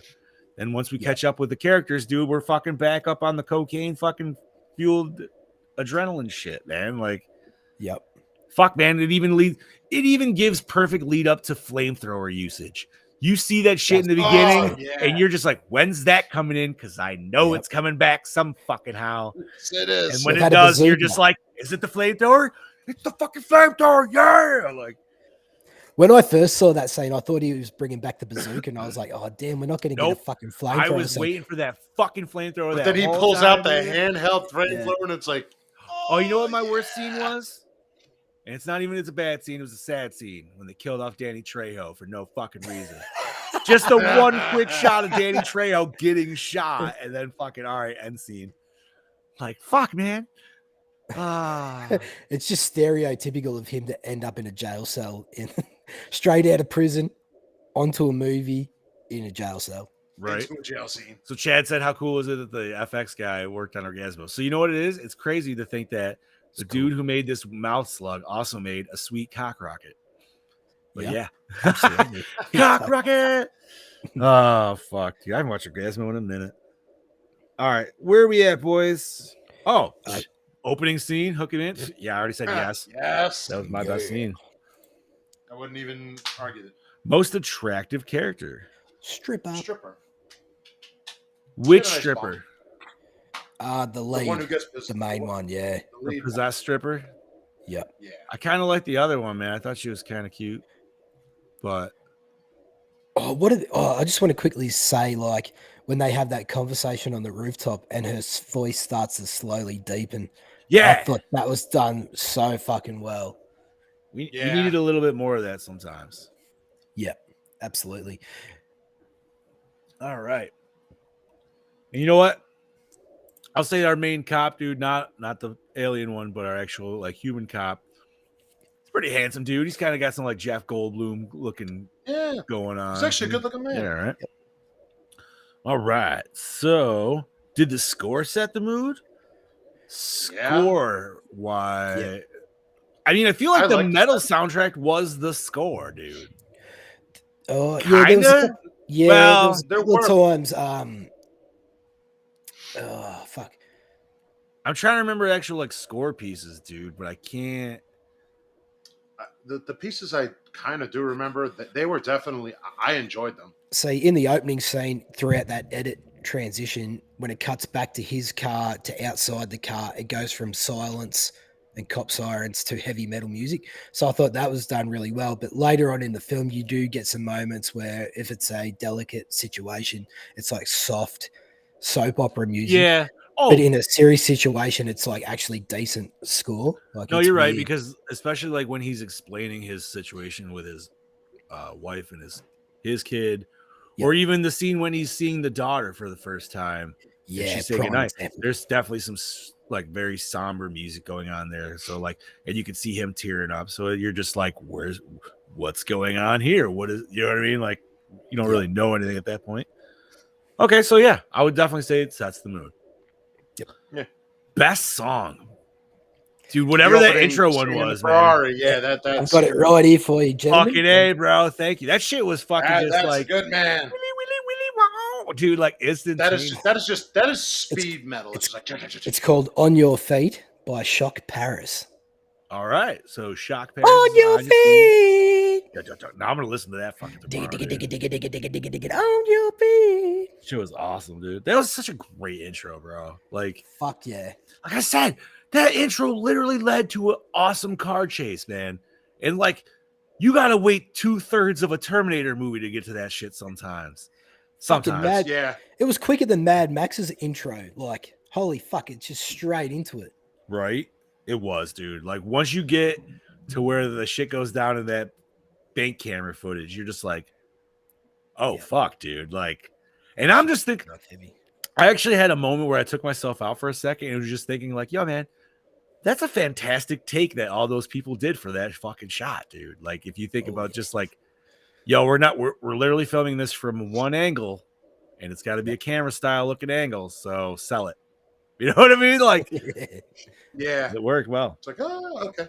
Okay. Favorite character? Between Gallagher and Beck, for me, those two, I like them together, but I like their individual characters too. That's a hard one for me to choose, honestly. They kind of do work as a better partnership. More, I mean, Gallagher's is weird, quirky stuff, but if it was just him the whole time, he wouldn't be talking to anybody except for a couple people. You know what I mean? Like, yeah. Is it cheating for me to say any character that the bad alien jumps in? Because that's his character. No, yeah, because he's just an asshole regardless, right? It doesn't matter like the vessel he's in. Nah, I like the old guy. Like, I want your car, and then like that was probably the best. Yeah. Oh, you know what? I am gonna go with that, man. Just because like he's like leaking all over the fucking bar and shit, dude. He's just gross at a certain point. And that guy didn't even question. He's like, "You okay?" He's like, "I'm fine." He's fucking making. He's got disgusting bowel sounds going on. He's just shitting his pants everywhere. Like, stinky boy. Fucking A, bro. Fucking A. Okay, so was it scary? No. But I don't think tonally this was supposed to be scary. This is supposed to be more sci-fi action. Yep. I would go. Yeah, absolutely. With some comedy. Scary moments, but not what. Yeah, but any sci-fi could have some good scary moments, I feel. You know what I mean? Like, oh yeah. Yes. Got that subgenre of horror about exactly. I mean, like, dude, not to all right, like this is kind of thing. I was having a discussion the other day. Is Predator horror?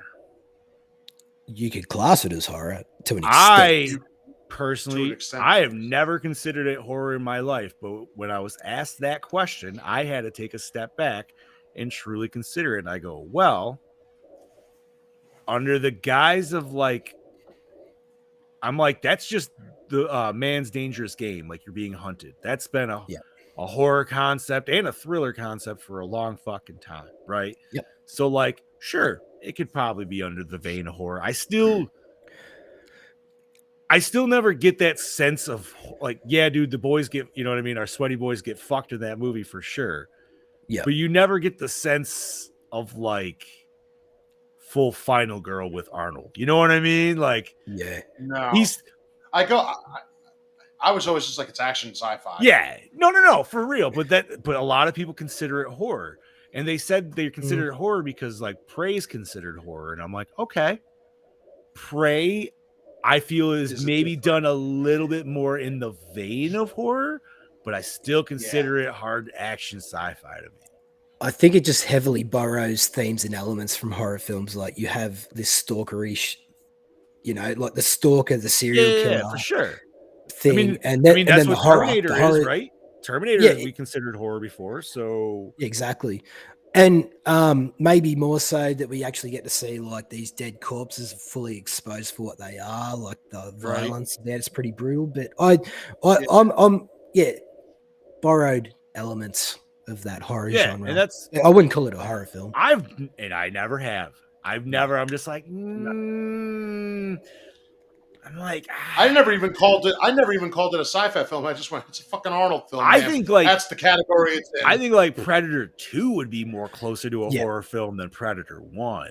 I was about to say that. Yep. Especially given the fact of like, bro, because like I remember even as a kid, like the scene on the subway used to kind of freak me out a little bit, dude. You know what I mean? When he's candy. Yeah, that dude, and I just icing those people in the fucking that apartment complex, where that one chick's fucking in the window. Yeah. Like, fucking A. But yeah, thank you for that too, Chad. No, it was just random. Like, I don't even know how that discussion came up, but it was just like, I'm like, man, I love Predator, but I've never personally considered it horror.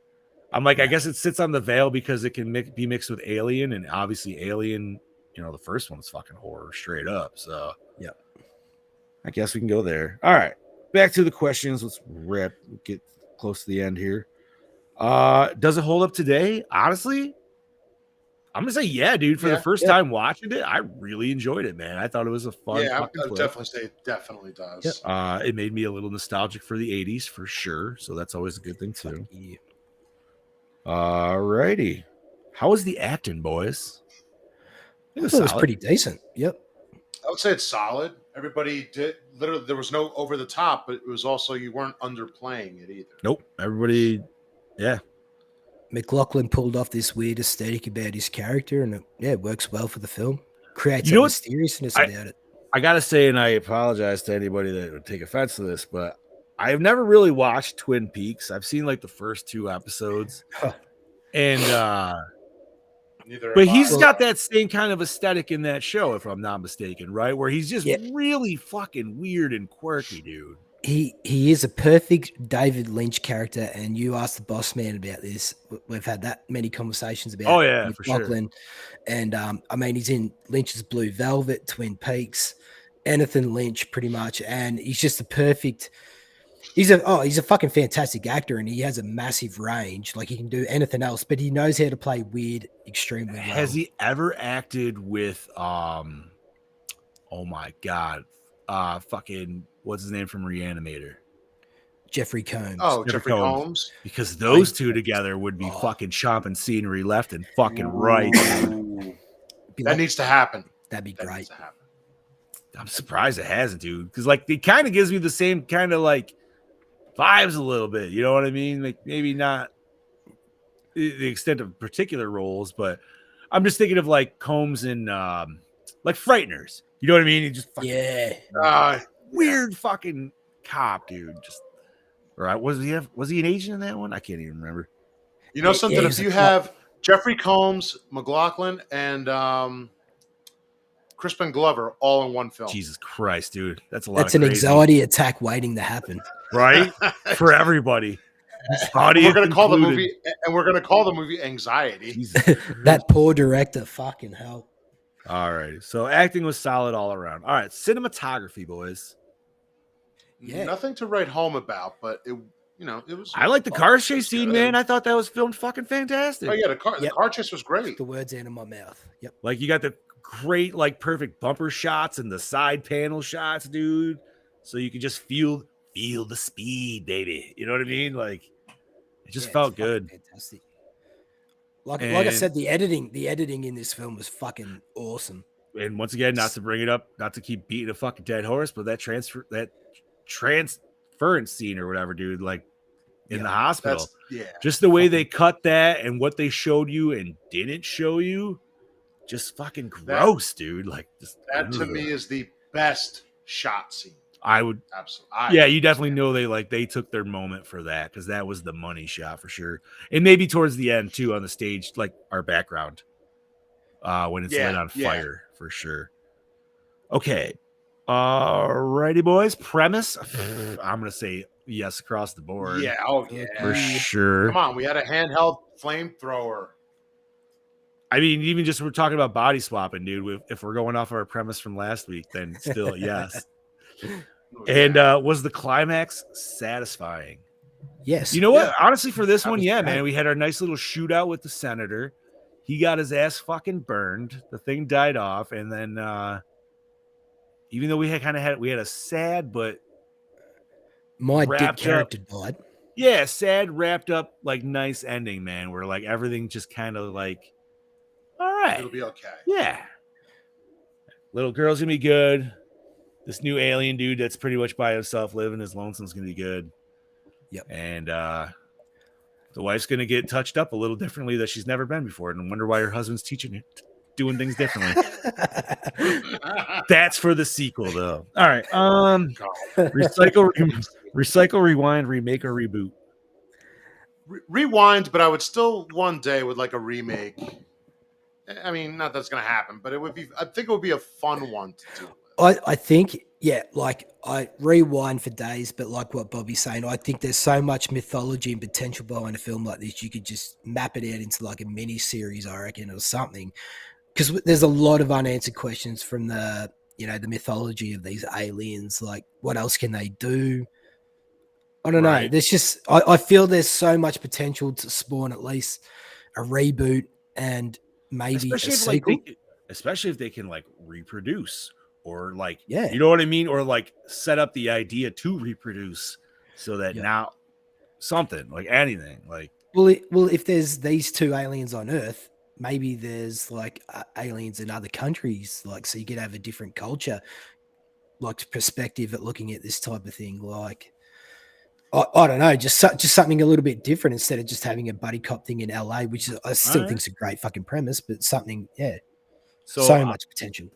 I will agree with you boys. I would definitely rewind this. Like I said, for a first time watch, I really enjoyed it. I don't know if I would personally go out and purchase it right away myself. But dude, like if it was on, I'd be like, oh fuck yeah, dude, I watched that for sure.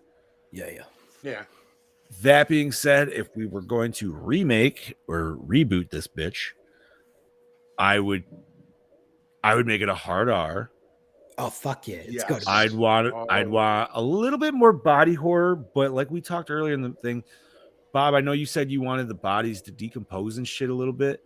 I don't know if I want them to because I feel like it would add more to the detective element because the bodies still seem normal when they get the dead bodies. You know what I mean? Like they're shot up and shit, but there's nothing maybe weird not about them. You know something? Maybe not have them decompose, but definitely have them die in a way of that looks self-inflicted. That's fine. And then the only other thing I would like, and maybe it doesn't need to be explained. Maybe it's just because it's a weird bit. We never got why he kept doing this thing with with his tongue. Yeah. We even got the dog to do it, dude. That's what I was most. I'm like, yo, we had every character. What was he doing? He would every once in a while, like it's almost like his tongue. It's almost like he was like a lizard, dude. Like he would stick his tongue out to like get the temperature or something. But he'd always like rub his lips with his like tongue, like just a little bit like that. Every fucking scene, and it didn't matter who he possessed, he always did it, and even the dog fucking did it. And that's why I was like, oh, dude, that was the tell. And I think that's why what's his name could always like maybe he could sense him in there, but I think that was one of the tells that he could instantly. He's like, oh, dude, it's the lick lip. You know what I mean? Like. But why was he doing that? What was the fucking... I don't know. Lizard brain, right? All right, boys, let's rate this bitch. Let me pull up my handy-dandy calculator. Chad Daddy does not have a score. What the fuck, Chad? And we have no score from Scoobs because Scoobs couldn't watch it. So, Brody, this was your pick. Let's start us out, homie. I'm starting off pretty strong saying a 4.5. Fuck yeah, bro. All right. Mr. Ramone. I'm going with a solid 4. Solid 4. And I'm going to go with Bob also with a solid 4. Yep. It's about 3. So that is a 4-point deuce for 1987's The Hidden. So yeah. Fuck yes. Brody, thank you. Thank you for bringing this movie to our attention, homie. No, thanks for this was a fun one. Yeah, I'm glad you boys enjoyed it. Like I said to you last night, there was a small part of me thinking, I know it's not exactly horror, but you can still class it as a horror with its themes. And it was fun to talk to you guys about it. I'm glad you guys enjoyed it. No, this was definitely this is one where I like. This feels like a good Saturday midday movie to me. You know what I mean? Or it's like kind of a shitty day. You don't really know what you don't really know what you want to watch. You feel like you should be doing something, but you really don't want to. I'm gonna fucking put on The Hidden, dude. Yeah, for sure. Like I could put this is a movie where I'd put this on to fold laundry, and then 20 minutes into it, dude, I'm literally just sitting around a pile of clothes watching The fucking Hidden, dude. You know what I mean? That's for 100% this kind of movie. That's where Jen's coming in like, John. Yeah. You fucking finished. I'm like, my bad. I'm like, oh yeah, I forgot. Like, and then Jen ends up joining you watching it too. So that's happened before. Yeah, that happened with Terrifier 2. True. All righty. So next episode we are doing, I believe, a Bobby pick. It was yours, right, Bob? Dr. Sleep we are covering. Probably. I forget if it was mine or Chad. A sequel to The Shining. Yeah, I have not seen Dr. Sleep, and I've been waiting fucking 4 years now, apparently, to watch this fucking film. Oh, Chad Daddy picked it. I'm sorry, Chad Daddy. Okay. And Chad should be here next week because I know he didn't really want to miss that one. Yep. But you can catch that pretty much anywhere to rent. It doesn't look like it's streaming anywhere. I know it was on Tubi for a hot second. But oh, okay. I'm sorry. Amazon Prime has it for premium subscription. So, and Max. Good to fucking know. Guess I'll be on Max. I got it on. Oh, look at that, Chad Daddy. I got it on Max, Chad Daddy. I was gonna say, I'm like, I think it was either me or him, but I think it was Chad. Fuck yeah, dude. I'll definitely check after this episode.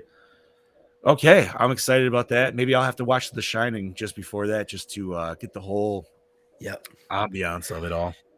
It's a decent watch, I will say. And Mike Flanagan, I'm biased with Mike Flanagan. I think anything he does, he turns shit to gold. Like, he's so fucking good as a director. Like, but for him to actually follow up with this and get Stephen King's blessing, because you know how much Stephen King didn't like the first film and all that shit. So you just talk more about it next week. But he also did say, I'm going to say this though, he did say, I did like that they still put that film in this movie. He did say that. Yeah, absolutely. Yeah. I mean, you can't not, like, really, if you're making a sequel to The fucking Shining. So, yeah. True. Alrighty.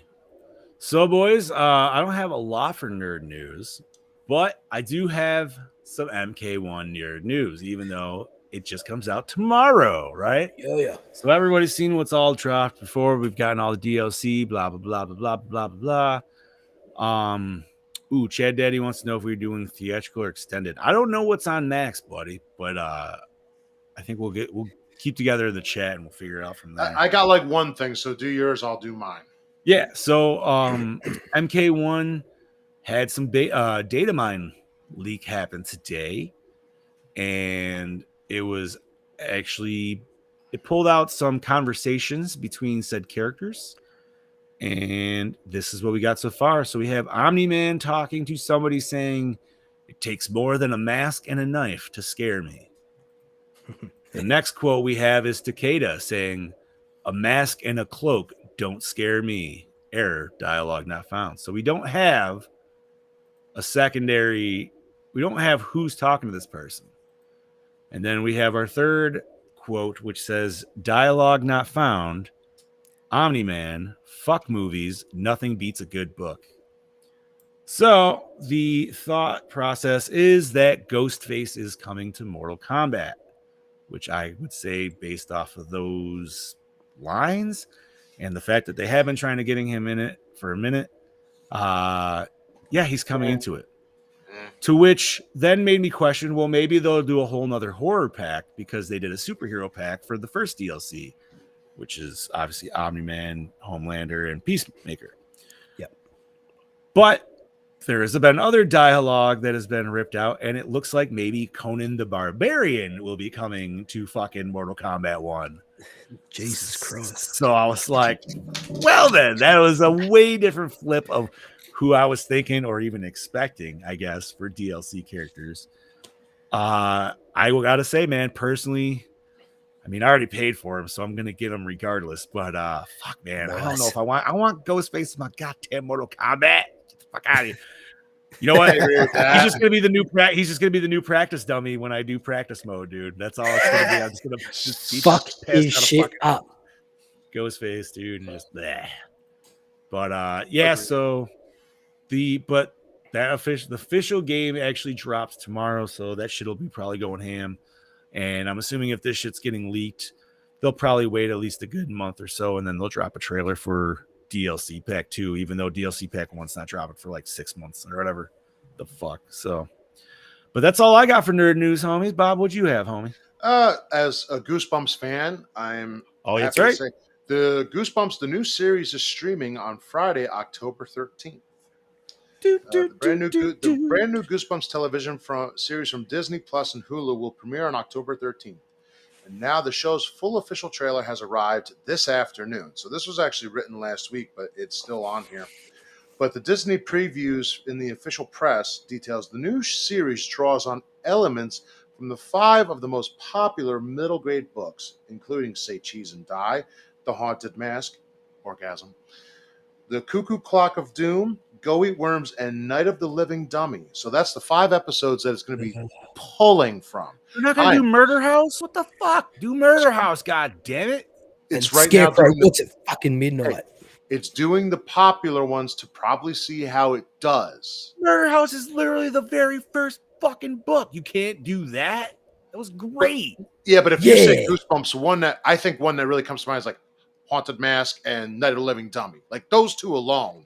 Haunted Mask is 100%, and I will agree with that because it was one of the coolest covers. And in the original Goosebumps series, was actually probably one of the scariest fucking episodes, dude. That shit freaked out a lot of fucking people. That and the second, the Haunted Mask 2 was also just as scary.